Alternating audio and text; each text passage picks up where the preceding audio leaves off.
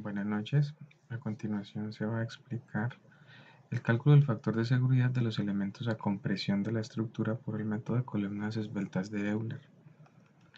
Según lo revisado en la teoría, entonces se tienen estos dos perfiles que trabajan encontrados. Eso implica que tenemos dos distancias, la distancia X y la distancia Y. Al estar encontrados, la distancia Y es 0, pero la distancia X la podemos encontrar en la tabla de características del material. En las características del material encontramos entonces que el área de este elemento es 1120 milímetros cuadrados, la inercia es 0.405 por 10 a la 6 milímetros a la 4 y la distancia ya sea en X o en Y es 19,3. ¿Esto qué significa? Significa que cuando vamos a hallar la inercia para X, entonces debemos multiplicar esta inercia, 0.405 por 10 a la 6, más el área por la distancia. En el caso de X, la distancia es 0, 0 al cuadrado 0, por 1120 0.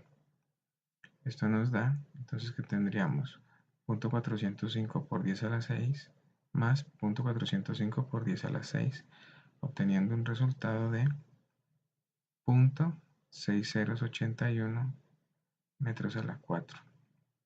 Para el caso de Y, sí tenemos una distancia para la inercia en Y. Esta distancia es la equivalente a 19.3 milímetros.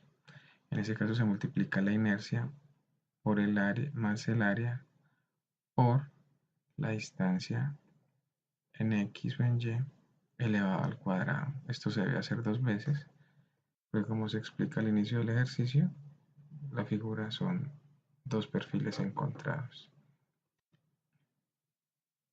Allí se obtiene como resultado 1.64 por 10 a la menos 6 metros a la 4. Esto quiere decir que el momento de menor inercia lo tenemos en X. Entonces esta es la inercia con la que se va a trabajar.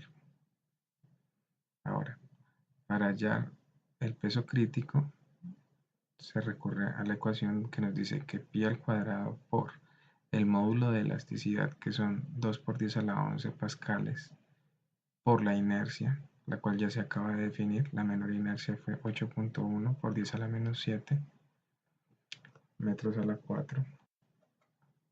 Todo esto dividido por la longitud de cada elemento al cuadrado.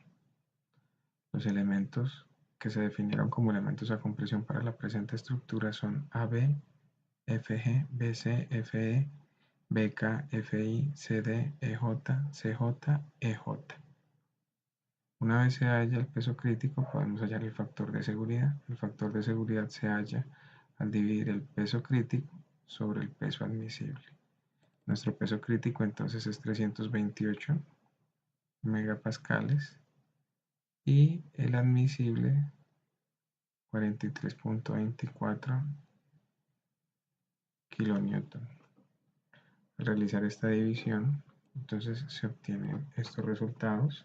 El ejercicio nos pide que en caso de encontrar un factor de seguridad menor a 3, se debe recalcular el elemento.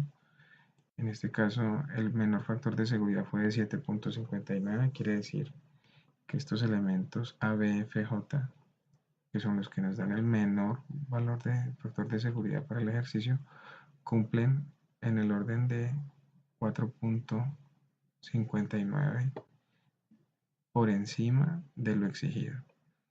Y el elemento que presenta un mayor factor de seguridad vendrían siendo los elementos BK, FI, con un factor de seguridad 37.9, lo cual nos indica que cumple 34.95 por encima de lo exigido.